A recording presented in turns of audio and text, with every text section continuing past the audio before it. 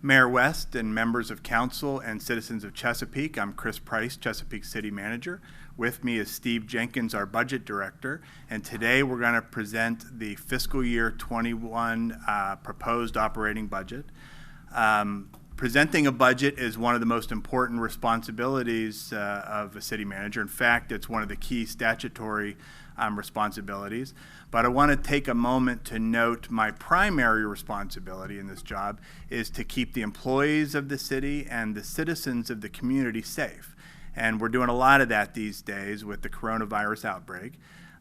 We have many information forums and messages that we're putting out there to make sure you have access to up-to-date and complete and accurate information. And I want you to know that we're doing everything we can during these very challenging times to make sure that services are provided in the best methods possible. Essential services remain unchanged. Other services remain available but on a modified basis. And we're doing everything we can to keep the employee and the community safe. However, we still have to get on with the business of the city, and one of the most pressing issues is presenting an operating budget for the next fiscal year. Given what's going on with the coronavirus, it's an interesting exercise that we're going through. So the budget development, as you can imagine, it preceded the outbreak of COVID-19. So we were largely in the budget development process last fall, putting out a call to agencies about what's going on in their business lines, what are their needs, what do revenues look like. We did a very significant amount of work in January and February, sort of refining those needs, taking a look at our Q1 and Q2 revenues and forecasting for the remainder of this fiscal year and into the next 2 and 3 years. However, with the development of the global pandemic, a lot of those assumptions are being challenged. So as we present this budget, it's a snapshot in time of when the budget was prepared about 3 weeks ago. So I want to be crystal clear with people that assumptions about city revenue that you're going to find in the budget and in the presentation today are based on where we were about 3 weeks ago, so they're likely optimistic. The outbreak itself might be short-term, but I want everyone to know that the economic recovery will likely take more time than the outbreak itself, and we're making sure that we're prepared to address that. So while impact on city finances is not known at this time, we have already begun to analyze what those impacts are likely to look at, both in the fiscal year we're in right now, which ends on June 30, and in subsequent years. And as we go through the budget development process over the next couple of months, we'll really closely monitor and evaluate what are revenues looking like, what are our expenditures looking like, and make any revisions as necessary. Now, as we get into the budget process, I'm going to turn it over to Steve Jenkins, Budget Director, and then I'll close with some final thoughts. Thank you, Mr. Price. Good morning or good afternoon. Today we're going to talk about half a dozen or so items. We're going to talk briefly about council's guiding principles. These principles were identified about a decade ago, but we will talk about them. The budget process itself, just what we go through in order to put the budget together. We'll talk some about the major cost drivers. These are the things that are impacting the city's operating budget. We will talk about revenue trends and projections. And as Mr. Price said, these projections were made long before the coronavirus appeared. Reserve requirements, we'll talk some about that. And then finally, budget recommendations and remaining actions. So with that, we'll start with council's guiding principles. The first is that there would be no increase in the real estate tax rate, which is currently $1.04. So $1.04 is our assumption for the coming year. That there would be no new fees, and we have presented no new fees in this operating budget. There may be some small increases in some fees, but there are no new ones that are being recommended. We should not supplant losses in state or federal funding. So if an agency receives a cutback from the federal or state government, that funnels through to their budget and a reduction is made. We don't have many of those at this point. We do review vacant positions for possible elimination. Those that have been vacant for very long times are the primary target. We also seek to identify operating efficiencies and ways that we might be able to do more without spending more. And then finally, identifying non-core services for possible elimination or curtailment. The budget process itself, as Mr. Price indicated, starts early. In September, we receive information from the departments. And about the same time, we're actually estimating what we think revenues will be based on our prior year experiences. Then we receive information from departments in late September and do some inquiry and analysis to make sure that things aren't omitted, that things aren't listed more than one time, and if there are questions, that they're resolved. Once the budget office finishes their review, it goes to the budget review committee. That includes the city manager, all of the deputy city managers, and then a number of department heads. There are also 2 rotating members each year. And this year, our committee included the fire chief and the director of development and permits. Once the committee has reviewed all the requests, then we have to reconcile what's available, the money that we have to spend with all of the requests. And as is normal, we have more requests than we have resources. So there is priority of the requests to determine what we would recommend. And at that point, we're at today, actually, where the city manager makes a recommendation. In May, council typically will take action to approve a budget with or without amendments. A couple of years ago, we started service-based budgeting. This provides information about the services that each department provides for citizens or for internal customers. The budget is linked to the actual performance measures for each service area. And the reason we do this is to try to identify gaps where the services aren't meeting expectations, or perhaps we're putting too many resources in a service. So we have a fairly good way to monitor spending against what our services are.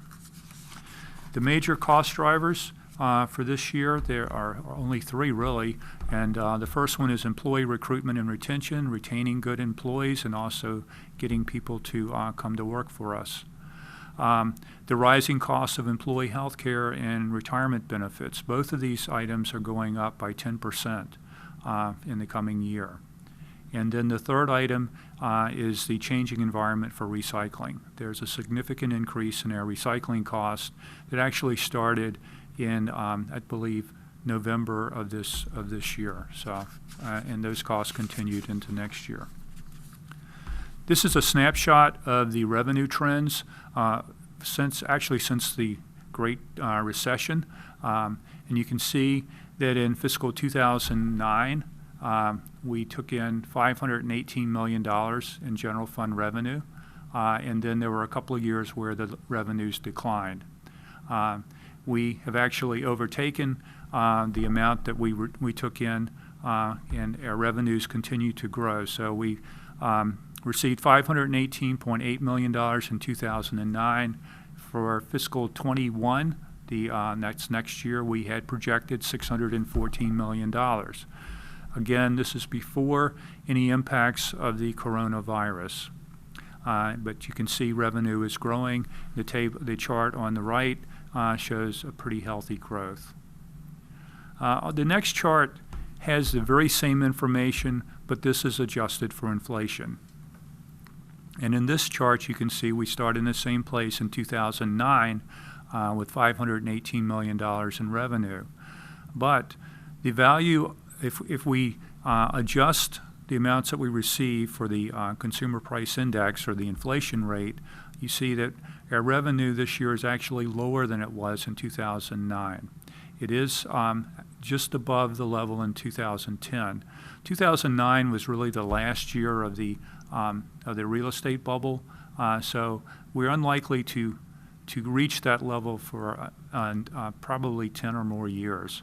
But you can see that the revenue is climbing most years, although in 2021 we're showing that revenue is growing slower than the inflation rate, so it went down a bit. We're expecting it to go down a bit in fiscal 21. So that's adjusted for inflation. This chart indicates the construction activity in the city. New construction helps the city to the extent that new properties come on and they generate more property taxes, so that we're able to provide services to the public. The general fund is the darker line at the top. You can see that that is all funds. All funds includes the general fund and the two TIF districts, tax increment financing districts. We have two, one in South Norfolk and the second one is in Greenbrier. So you can see that's a bit higher. The dotted line right below that is just construction activity that's outside of the two TIFs, and that gets credited to the general fund. At the bottom you can see the TIF activity. There's sort of a V shape right around 2018, and that's related to the Dollar Tree development in addition to other activities going on in Greenbrier at that time. This is the current real estate taxes. It's similar to an earlier slide, but the earlier slide was all revenues. This is just real estate taxes. Over the last, since 2009, since the Great Recession, you can see our revenue has climbed from $519 million to $603 million in fiscal 2020, and then it goes up to $614 million in fiscal 2021 and continues climbing.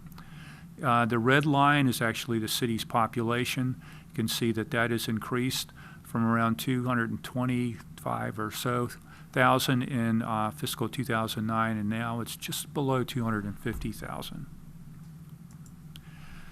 This slide also is a real estate taxes, but this has been adjusted for inflation. And again, you can see that in fiscal 2009, we were in the real estate bubble, so our tax revenue was higher in fiscal 2009 than it is in any other year on the chart. In 2010, revenues had declined to $501 million, and you can see in fiscal 21 we are again at $501 million. So we're about the level we were in 2010 if you adjust for inflation. Improvements in revenue. The revenue for fiscal 21 is growing by $46.2 million, which is an increase of 4.2%. It's a very healthy increase. The increases for the general fund go up by $10.8 million. That is only 1.8%. So there's a big difference in the total revenue growth that's projected and what's actually credited to the general fund, and we'll talk more about that. Property tax revenues, which is our biggest single source of revenues, is growing by $13 million. It's up 3.5%. Again, there's no change in the tax rate, in that the tax rate would remain at $1.04. The real estate assessments have gone up 3.35%. There's some growth for new construction, but personal property taxes are nearly flat. And this is based on the trends that we've seen over the last couple of years, where new car registrations are going down some. So we're projecting flat property taxes. Other local revenues are projected to go up $1.73 million. That's 1.17%, so a very modest increase. And again, this increase is before the coronavirus outbreak. So that's really optimistic. But before the epidemic, we were seeing pretty strong growth in restaurant taxes. They were actually, their projection for next year is 4.4% higher than it is this year. In the area of sales, business licenses and admissions, and also lodging, those were up by a lesser amount, only 2%. We were also experiencing declines in collections for tobacco taxes, communications, and recordation fees. And again, that's based on no changes in the tax rates. For permits, we see an increase of 1.2%. It's a really fairly small, it's a small account, and it's not growing by very much. It's only about $3.4 million of the over $600 million that's in the city's general fund. The collections for permits are really closely tied to construction activity, since that's the major source of permits, or fees for permits. Charges for services are up only slightly, 1.8%, and most of the growth is outside of the general fund. And in fact, the general fund for the next year is actually down $1 million. Primarily, that reduction is in the fire department, but there are smaller reductions in several other departments as well. Integrated behavioral health care, we see that the charge for services is down a little bit, 2.7%, or about $300,000. The increases that we see are in public utilities, 2.4%, or 3.3%. Excuse me, $2.4 million, or 3.3%. This comes from new connections that are forecasted, and also there's a fee increase mid-year. The Chesapeake transportation system, that's the two toll roads, Dominion Boulevard and the Expressway. We were projecting increases of $1.3 million, or 4.8%. And kind of as another reminder that these increases are all before the corona outbreak. So we're still reviewing to determine what the impact is of that. The largest increase in revenue is for money that's going to the public schools. And most of the increase is coming from the state. Although there's also a school bus camera program that recently started that is producing, that is expected to produce additional revenue as well. So total revenues is up by a fairly small amount across the city, 4.2%. The city portion, the general fund, is up 1.8%, but the school portion is the largest at 5.2%. This is a snapshot of the city's budget across all funds for the last couple of years. I won't read everything that's on here, so you won't fall asleep. But you can see revenue growth. This is just all revenue. The total revenue in fiscal 2018, we actually collected just over $1 billion, $1,045 million. That climbed in fiscal 19 to $1,082 million. For fiscal 20, this current year, we were budgeting right at $1.1 billion, and for next year, it would go up by $46.6 million, or 4.2%, to $1,167 million.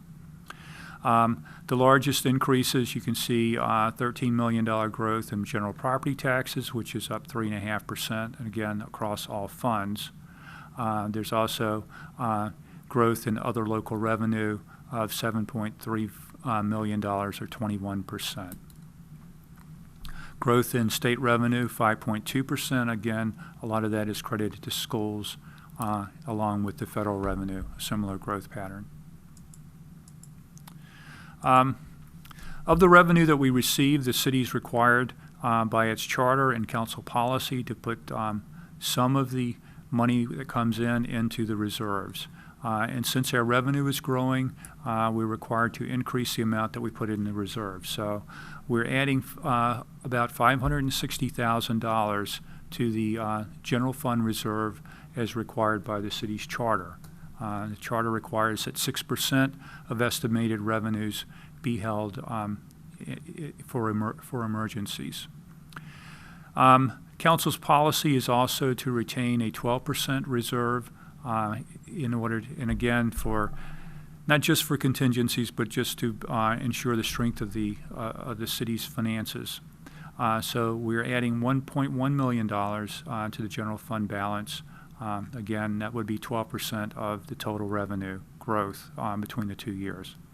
And then finally, there's $382,000 that's added to the general fund reserves that is coming from the 2 TIFs. The growth in the TIFs also require that that funds be reserved for those as well. The other 2 reserves that we maintain are for future capital projects, and there's two reserves. We call them lock boxes. There's a city lock box for future capital, and there's a school lock box. And you can see on this slide, the city's lock box reserve for the current year is $24.8 million. Of that amount, we will use $15 million for current debt service. So we will be paying debt, repaying debt on past construction projects for interest and also to repay the principal. So that's $15 million.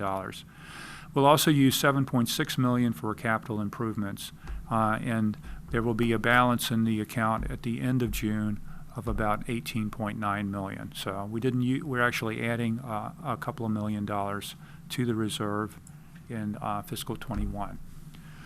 The lockbox for school capital works very similarly.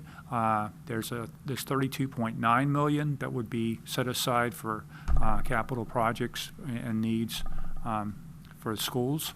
$1 million of that comes from the South Norfolk TIF. $1.15 million would come from the Greenbrier TIF, that is new this year. We would use a little over $21 million for debt service to repay debt and interest for projects that were completed in the past. And then the $7 million would go to capital projects for fiscal 21. The remainder would get added to the fund balance, which we project at $39 million at the end of fiscal 21. Specific recommendations for next year. First, we would be addressing service capacity, and the focus really is on maintaining the baseline budget. There are very few additions to the budget this year. Some of the ones that are getting added, we're adding some staff for integrated behavioral health care. There were 2 positions that are included in the budget that are new. For Parks and Recreation, a historical division was added with two positions, but that cost was more than offset by elimination of an inactive before and after school program. Public Utilities, there's 1 position that's being added. For the Commonwealth Attorney, we are funding 4 new positions. The positions were actually authorized by Council in July of 2019, but funding is being added this year. And these positions would allow the Commonwealth Attorney to better address the volume of materials from body-worn cameras that are used by the police department. In Central Fleet, there is the addition of an account tech along with 2 mechanics, and these additions were offset by a reduction in their fuel estimates, which were higher than we've actually been spending. And finally, the aging fleet, we've increased the replacement provision by $500,000, and this is the 2nd year in a row that we've done this.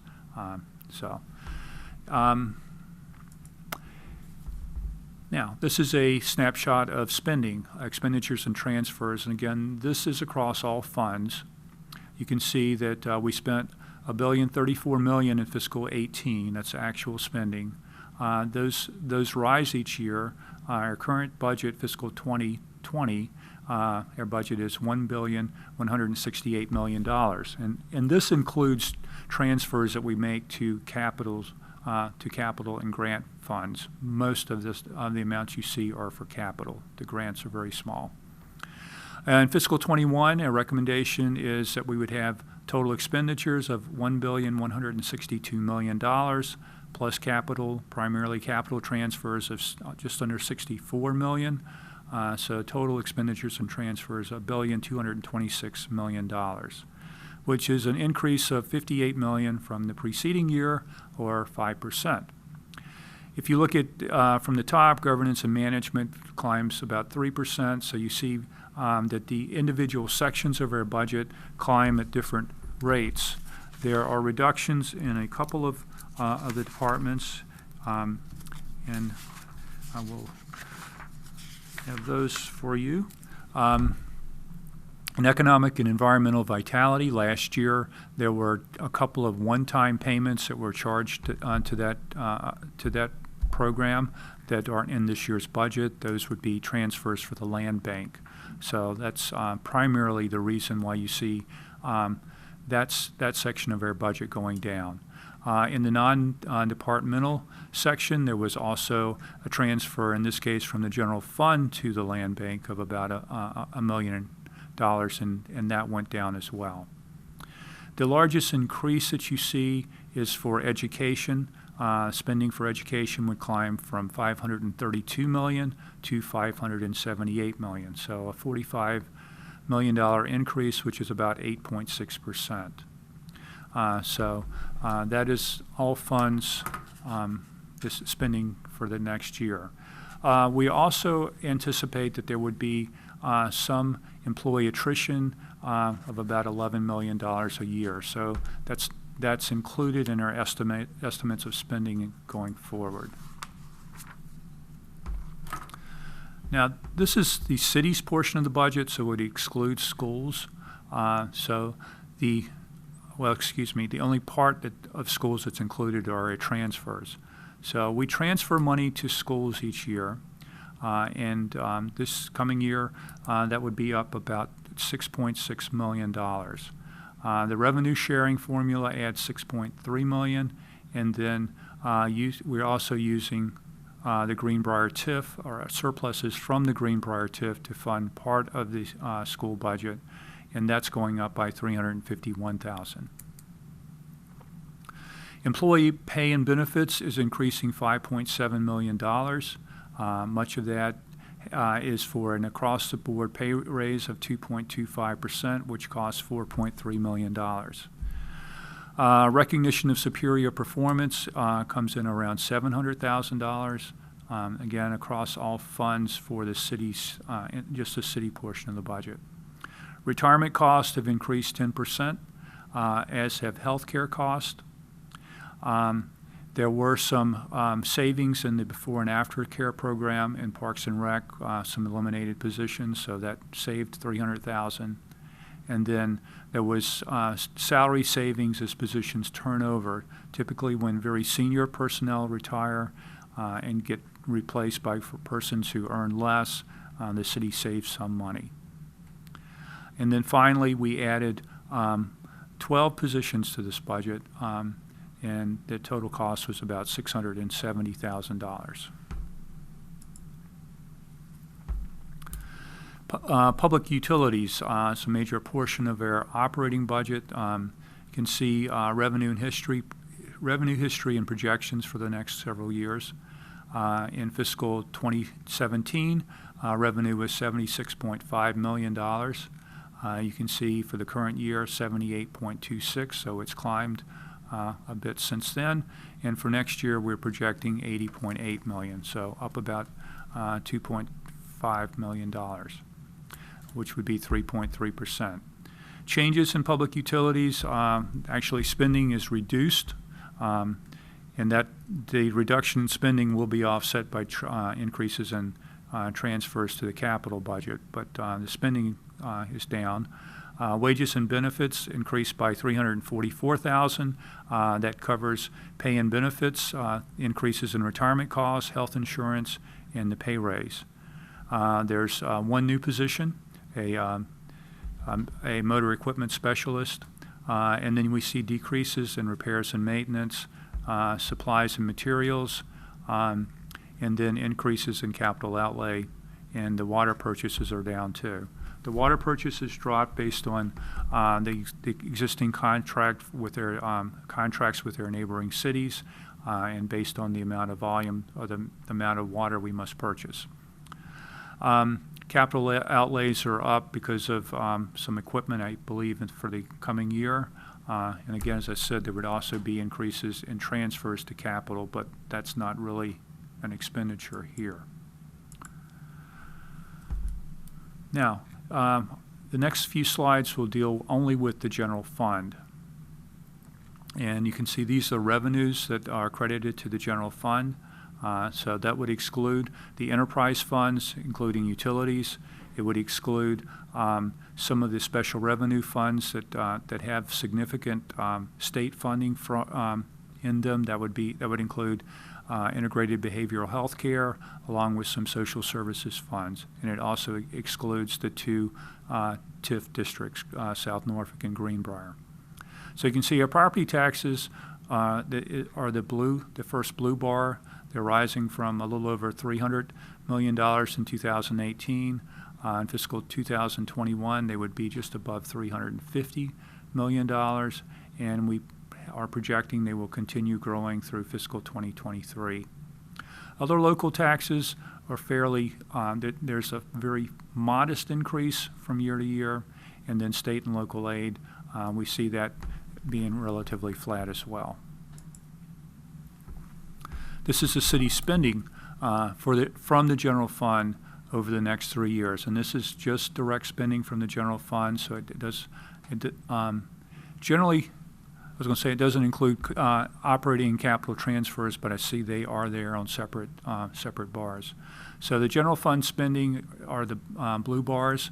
You can see that city spending was around just over $250 million in fiscal 2018. For fiscal 21, we're just below 350, probably around 330 million on the graph, and then that rises in the later years. Transfers to schools are the second bar. That's a light green that I'm seeing anyway. Around $200 million was transferred in 2018, and you can see that climbing each year. In fiscal 2021, we're probably around 220 million. You can see that that's a bit higher. Transfers for operating, those go to the special revenue funds for the city's share of the cost of integrated behavioral health care and some of the social services agencies. Those are remaining. There is more growth actually in fiscal 22 and 23. The first couple of years, not quite so much growth. The amount that we send that we transfer from the general fund to those other operating funds rises and falls depending on the amount of fund balances that are in the fund that are available for current operations.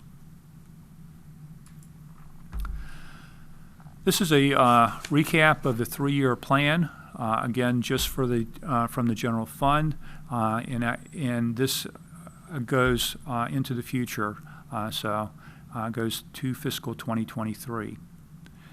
If you can see that, I'll just read fiscal 2018 to start with. You can see we started 2018 with $218 million. We received revenue of $552 million, and there were some transfers from other funds. So our total funds available were $777.7 million. Of that, we spent $277.6 million. We transferred just under $200 million to schools, and then there were operating transfers to the special revenue funds of about $53 million. So $530.3 million was spent or transferred to other funds, and that was 96% of our revenue.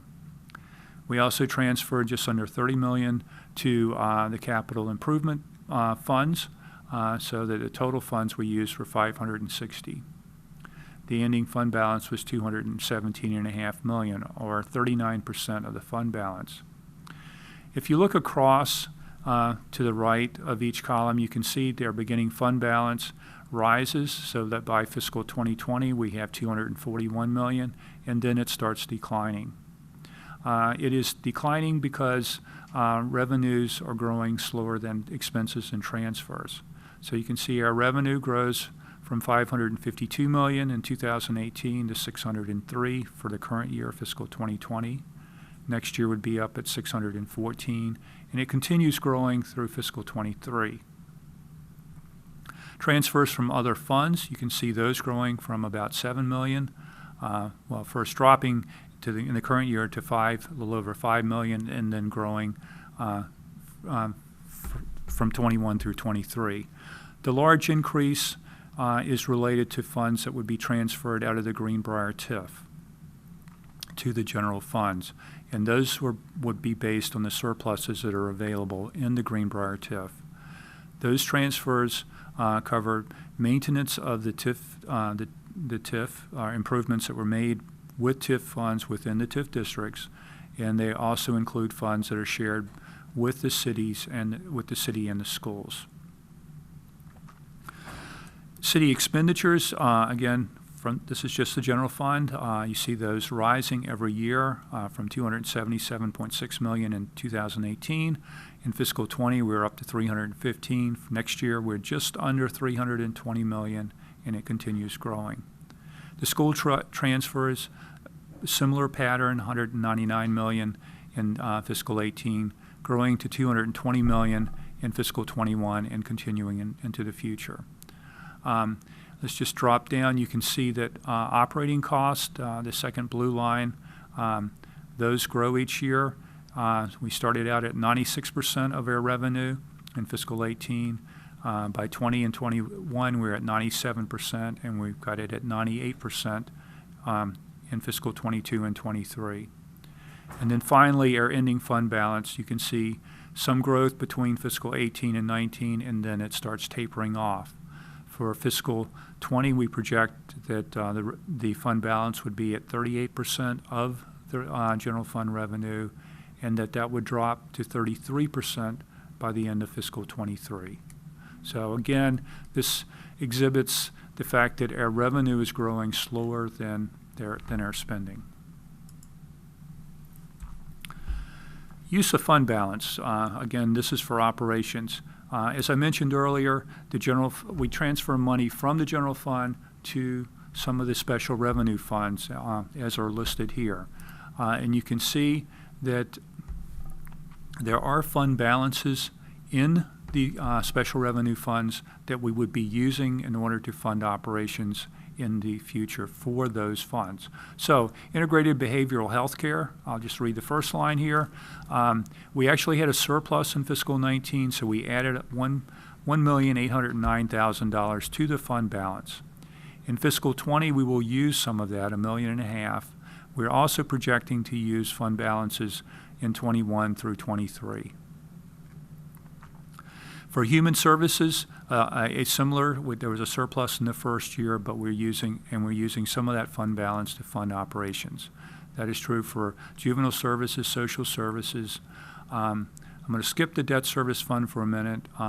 It's also true for the E911 fund and also for Central Fleet.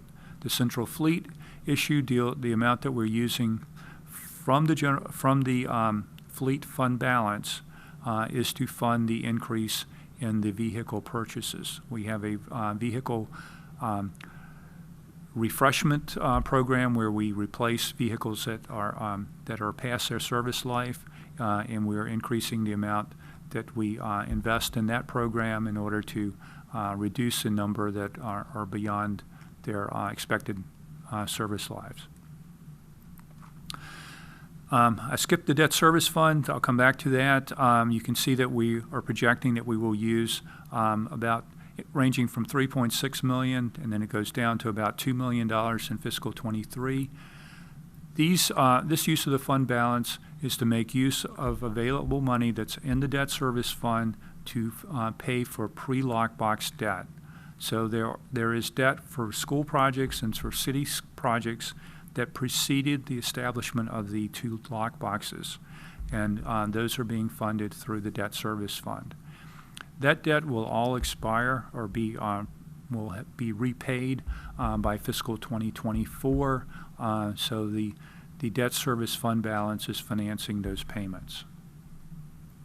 So across all funds, we are using, you can see we're using significant fund balances in the special revenue funds for the coming years.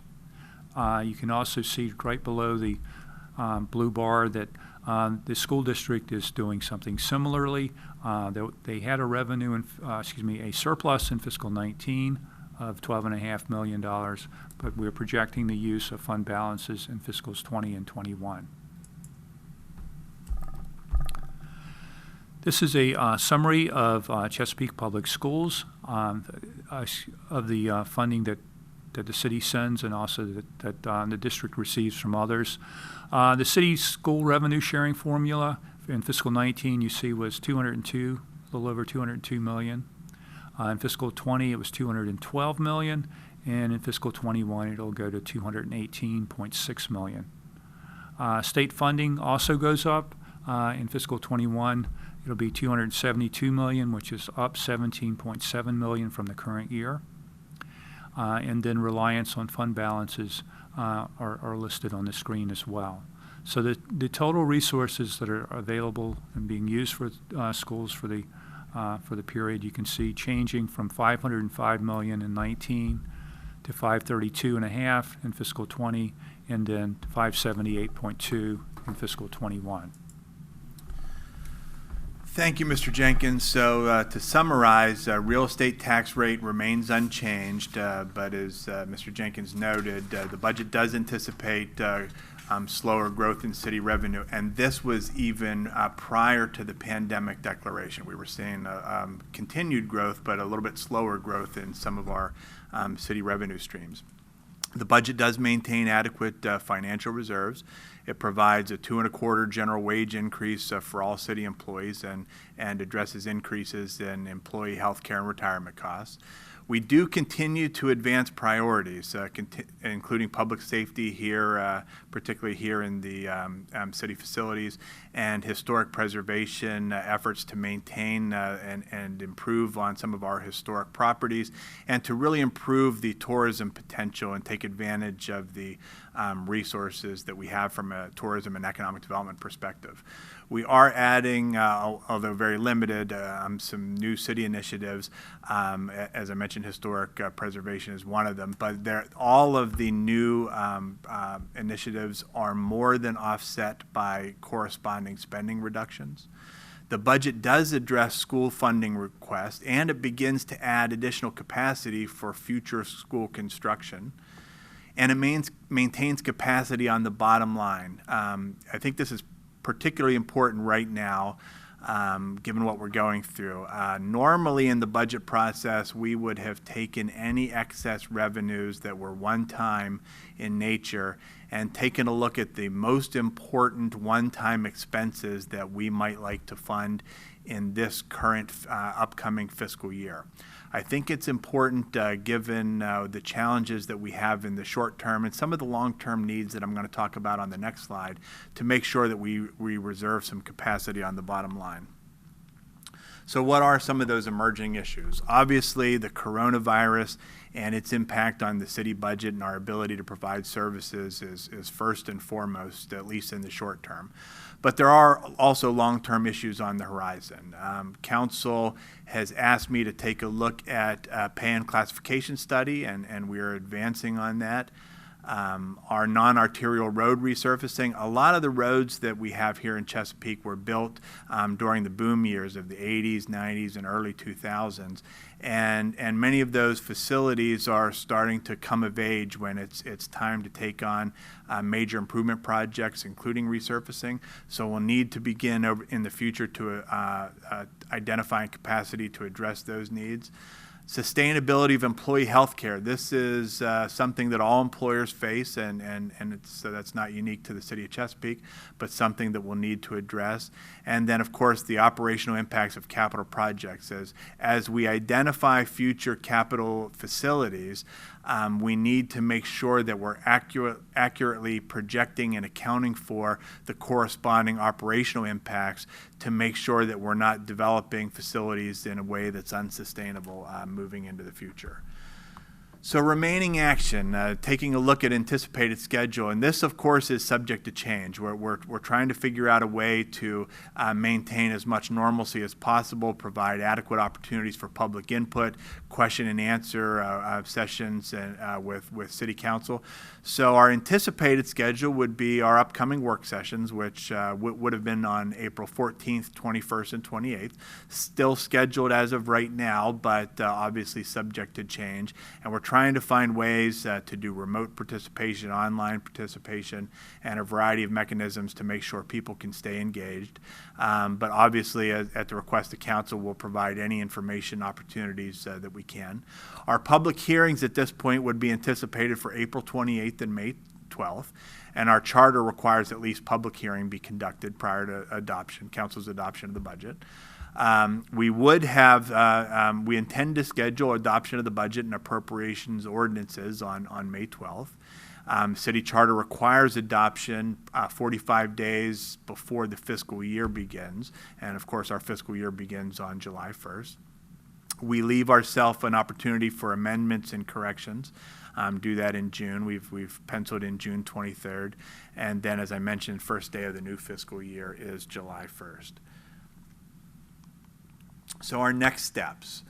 We want to solicit input from the community. Since we're not having an in-person work session, we certainly want to work with council to identify your questions and provide any information you need to help inform your decision and talk to your constituents.